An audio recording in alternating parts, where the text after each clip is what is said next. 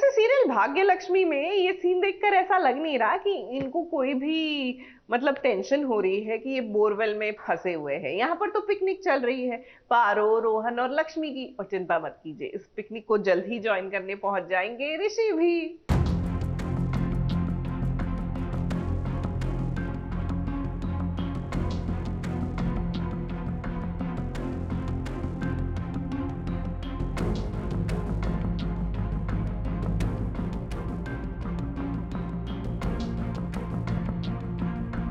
कि किसी भी कहानी को अगर आगे खींचना होता है फिर तो बात ही खत्म हो जाती है ना। क्योंकि राइटर दिन ब दिन कुछ न कुछ लिखते ही जाता है। जैसे कि इन दिनों भाग्य लक्ष्मी में हम देख रही हैं।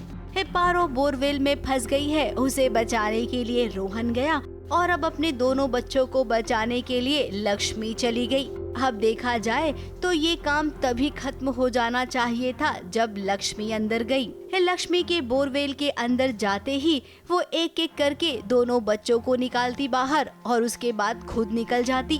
यहाँ पर बैठकर पिकनिक मनाने की नौबत ही नहीं आती।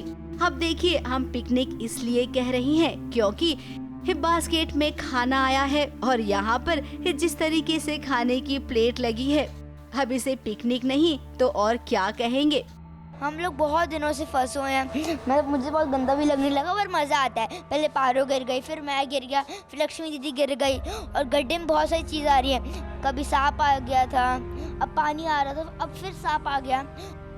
अब इस बोरवेल में ऑक्सीजन की कमी हो गई है, गैस का रिसाव भी शुरू हो गया है। तो ऐसे में लक्ष्मी बेहोश हो गई है। लेकिन आपको ना अंदर की बात बताते हैं। रोहन के लिए जो टिफिन आया है उसमें कुछ नहीं है, लेकिन पारो और लक्ष्मी के लिए जो खाना आया है उसमें जहर मिला है।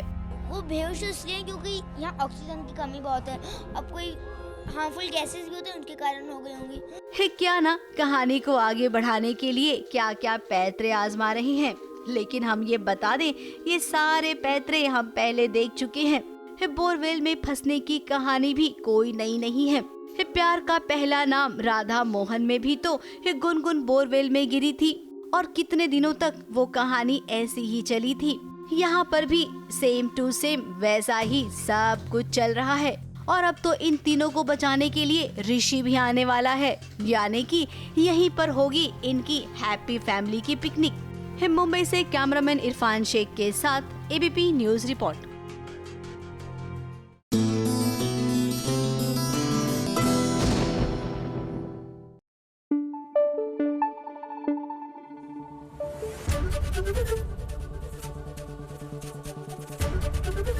एबीपी न्यूज आपको रखे आगे।